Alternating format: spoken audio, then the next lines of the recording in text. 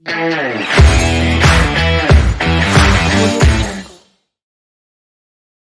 अहमद, ये बताएं कि एप्लीकेशन फॉर्म सबमिट करवाने के बाद कोई इंटरव्यू हुआ था आपका? जी, बिल्कुल इंटरव्यू था। जैसे मैंने पहले आपको बताया कि प्री सिलेक्शन ईमेल थी और उससे पहले एक इंटरव्यू हुआ था और प्री सिलेक्शन जो ईमेल आई थी उसके बाद एक इंटरव्यू कंडक्ट किया गया था। उसके बाद जूरी ने डिसीजन लिया था और उसके बाद स्कॉलरशिप और एडमिशन लेटर मिले थे। कुछ प्रोग्राम्स होते हैं एरास्मस के जहाँ इंटरव्यू नहीं लिया जाता। आपकी एसओपी के ऊपर और आपके जो सबमिटेड एप्लीकेशन है उसी के बेसिस पे आपको वैलिडेट किया जाता है और आपको डिसीजन मिल जाता है। कुछ प्रोग्राम्स है जिसमें इंटरव्यू की वेटेज होती है और इंटरव्यू दिया जाता है, तो ये डिपेंड करता है कि आप किस प्रोग्राम में अप्लाई कर रहे so any tips for clearing interviews? हैं। इंटरव्यू के अंदर ये है कि हम पाकिस्तानियों की आदत होती है, हमसे एक सवाल पूछा जाता है, हम उसकी लंबी लंबी तशरीह दे रहे होते हैं जैसे मैं यहाँ कर रहा हूँ। लेकिन जो इंटरव्यूअर है अगर उसने आपको 15 मिनट का स्लॉट दिया है, दैट्स मीन कि उसने 15 मिनट में आपको हर लिहाज से एवेलुएट करना है, तो जो क्वेश्चन पूछ रहा है उसका टू द पॉइंट आप जवाब दें, कन्फ्यूजन डेवलप ना करें और आपने प्रूव करेंगे जो आपने एसओपी में लिखा है, जो आपका प्रोफाइल है, जो आप बोल रहे हैं वो आपस में अलाइन हो। ये ना हो कि आपने एसओपी में कुछ और लिखा है, आप एप्लीकेशन में कुछ और लिख कर आए हैं, इंटरव्यू में से कुछ और बता रहे हैं। तो इस ब्लेंडर से बचना है। तो इंटरव्यू से पहले आपने एसओपी एक बार पढ़ लें कि आपने क्या लिख के सबमिट करवाया, आपका स्किल सेट क्या था और आपने क्या बताया है, कि इंटरव्यू में भी आप उन चीज़ों को सेकंड कर सकें। ठीक है अहमद, ये बताएं कि फाइनल सिलेक्शन के बाद वीजा का क्या प्रोसीजर होता है? वीज़ा का प्रोसीजर जो है वो वेरी कर रहा होता है, जो आपका फर्स्ट कंट्री होता है उसके लिहाज से। अगर मैं यूरोप की बात करूँ तो जैसे मेरा फर्स्ट कंट्री बेल्जियम है। तो अगर कुछ स्टूडेंट है जिसका फर्स्ट कंट्री इटली है, फ्रांस है, जर्मनी है, तो ये वेरी करेगा। इनकी डॉक्यूमेंट्स रिक्वायरमेंट वेरी करेंगी, इनके डॉक्यूमेंट्स की टेस्टेशन जो रिक्वायर हैं वो वेरी करेंगी और इनका एप्लीकेशन प्रोसीजर का जो टाइम लाइन है वो भी वेरी करेगा। तो अगर मैं बेल्जियम का स्पेसिफिकली बताऊँ तो जो आपको बेल्जियम कॉन्सुलेट की वेबसाइट के ऊपर डिटेल्स मिलेंगी, आपने वो डॉक्यूमेंट्स अच्छे तरीके से जो उन्होंने रिक्वायर किए हैं बगैर किसी डॉक्यूमेंट को हल्का लिया आपने सारे डॉक्यूमेंट सबमिट करवाने हैं।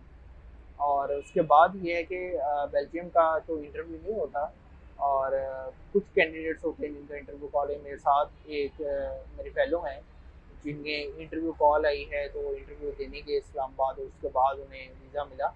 लेकिन मैंने एप्लीकेशन सबमिट करवाई तो विदाउट इंटरव्यू मुझे वीज़ा इशू हो गया था।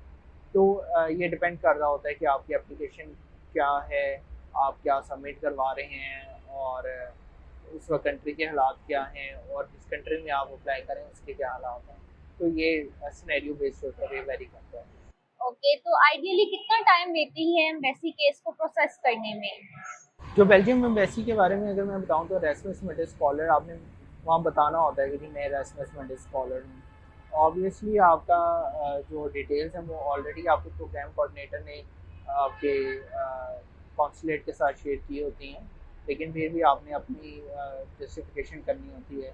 और अगर मैं अपनी बात करूँ तो मैंने एसओपी भी एक लिखी थी, उसके लिए सीवी भी रखी थी और जितने पॉसिबल डॉक्यूमेंट्स वो मैंने एक्स्ट्रा रखे थे और मुझे तकरीबन एक हफ्ते के अंदर 7 वर्किंग डेज के अंदर वीज़ा मिल गया था। ये समझ लें कि मैंने 1 तारीख को अगर फाइल सबमिट करवाई है बीएफएस ऑफिस में, तो मेरे पास पासपोर्ट आ गया था 7 वर्किंग डेज के बाद।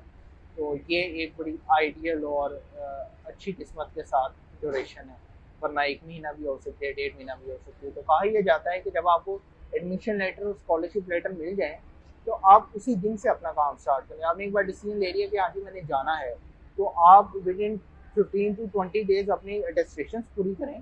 पैरेलल आपने अगर मेडिकल करवाना है तो वो करें। आपने अगर कोई और आपकी रिक्वायरमेंट है, पुलिस इंस्पेक्टर सर्टिफिकेट है, तो वो आप रिक्वायरमेंट अपनी पूरी करें। आप अपॉइंटमेंट पहले अप्लाई करें। आपको एक अपनी कैलकुलेशन होनी चाहिए कि 1 महीने के अंदर ये सारे मेरे डॉक्यूमेंट पूरे हो जाएंगे और 1 महीने के बाद मैंने अपनी एप्लीकेशन सबमिट कर देनी है। तो ये आपकी एफिशिएंसी के ऊपर डिपेंड करता है कि आपकी क्या ड्यूरेशन आपको एंटरटेन करनी पड़ रही है। ओके।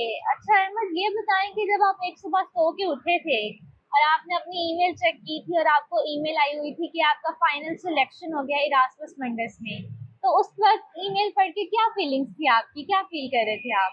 ऑब्वियसली ये मेरा एक ड्रीम था कि मैं एरास्मस मेंडस स्कॉलरशिप के लिए सिलेक्ट हूँ और एक प्रीवियस स्कॉलरशिप प्रोग्राम को ज्वाइन करूँ।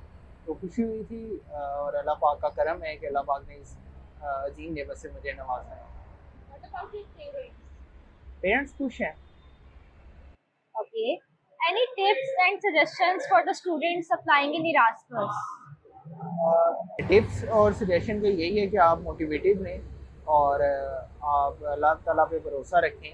हर चीज़ आसान होती है जब अल्लाह पाक आपके दिल में किसी चीज़ का इरादा डालता है, तो इसका मतलब है कि उसने कुछ ना कुछ तो प्लान किया हुआ है। तो आप अल्लाह पाक पे तवक्कल रखें, अपनी मेहनत करें। अगर आपको किसी एक जगह से रिजेक्शन मिली है तो ऑब्वियसली उसका रिवार्ड कहीं ना कहीं और से आपको मिल जाएगा। तो तवक्कल अल्लाह बहुत ज़रूरी है और अपनी सारी मेहनतों को डेडिकेट करें अल्लाह पाक की तरफ और उसकी रहमत की दुआ करें, नमाज ना छोड़ें। अच्छा, मुझे बताएं कि what are the benefits of Erasmus और why we should apply for Erasmus. मतलब हम सिंपल मास्टर्स करने भी तो जा सकते हैं, पीएचडी करने जा सकते हैं, then why Erasmus? Erasmus Mundus program जो हैं वो मैंने स्टार्ट में बताया था कि स्पेसिफिकली एक फील्ड के रिलेटेड होते हैं। आप अगर एडवांस शिप डिज़ाइन के लिए काम कर रहे हैं तो इसका मतलब है कि आप मेरीन इंजीनियर या मेरीन डिज़ाइन इंजीनियर या आप शिप डिज़ाइन इंजीनियर के लिए काम करेंगे। अगर आप किसी और पैटर्न से जाते हैं, रेगुलर एडमिशन लेके जर्मनी जाते हैं, बेल्जियम जाते हैं, तो ऑब्वियसली आप उस स्पेसिफिक फील्ड में उस तरह स्पेशलाइज नहीं होंगे, आपकी ट्रेनिंग उस तरह नहीं हुई होगी, आपको उस वो फैसिलिटीज़ जो एक एरास्मस मेंडस स्कॉलर को ड्यूरिंग द प्रोग्राम मिलती हैं वो उस तरह नहीं मिल रही होंगी। तो एक थोड़ा सा गैप रह जाता है। और फिर ये है कि इसका जो अच्छा बेनिफिट है कि आपके पास अपॉर्चुनिटीज़ होती हैं। अगर आपने मेहनत की है, डेडिकेशन के साथ आप चले हैं, तो आपको पीएचडी पोजीशंस मिल जाती हैं, आपको पार्टनर इंडस्ट्रीज़ के अंदर जॉब मिल जाती है अगर आपने वाकई मेहनत की है। और उसके साथ साथ ये है कि आपको 1 साल का जॉब सर्च वीज़ा मिलता है जो आपके पार्टनर कंट्रीज होते हैं। अब ईएमशिप का ये है कि after this program job seeking visa आपको मिल सकता है 1 साल के लिए जर्मनी, फ्रांस और स्पेन में। आप कहीं भी जा सकते हैं। तो ये इसके बेनिफिट्स हैं। ओके, स्कॉलरशिप अमाउंट क्या है इरास्मस की और does Erasmus cover accommodation and travel expenses? Travel expenses इसके अंदर कवर होते हैं और लिविंग एक्सपेंसेस के लिए आपको 1100 यूरोस मंथली ग्रांट मिलती है, जिसमें आपने अपने मेडिकल इंश्योरेंस और अपनी लिविंग जो है उसे देखना होता है और जो भी आपके क्लोथ के ड्रेस है, खर्चा वगैरह है, आपका मोबाइल वगैरह आईफोन लेना है या जो भी आपने करना है, तो उस 1100 यूरोस के अंदर आपको उसके अकोमोडेट करना पड़ता है। इसके अंदर अकोमोडेशन के भी चार्जेस आ जाते हैं। तो एक अच्छी हैंडसम अमाउंट है कि आप एक अच्छा नॉर्मल लाइफस्टाइल इंजॉय कर सकते हैं यूरोप के अंदर। पाकिस्तान के लिहाज से तो थोड़ा सा ब्रांडेड हो जाएगा, लेकिन फिर भी बेहतरीन हो जाता है। Okay, any point you would like to add at the end? At the end यही मैं कहूँगा कि आप मुस्कान आसिफ का ये चैनल ज़रूर सब्सक्राइब करें और बेल आइकन को दबाना ना भूलिएगा कि आपको नोटिफिकेशन आते रहें और इस तरह के इंटरव्यूज़ आप देखते रहें। Okay, thank you so much Ahmed for your time. काफ़ी अच्छे तरीके से आपने इरास्मस मेंडस के बारे में काफ़ी डिटेल में एक्सप्लेन किया है और होपफुली जो भी ये वीडियो देखेगा उसकी सारी क्वेरीज इरास्मस के रिलेटेड क्लियर हो जाएंगी। And we wish you very best of luck for your future. Thank you Ahmed for joining.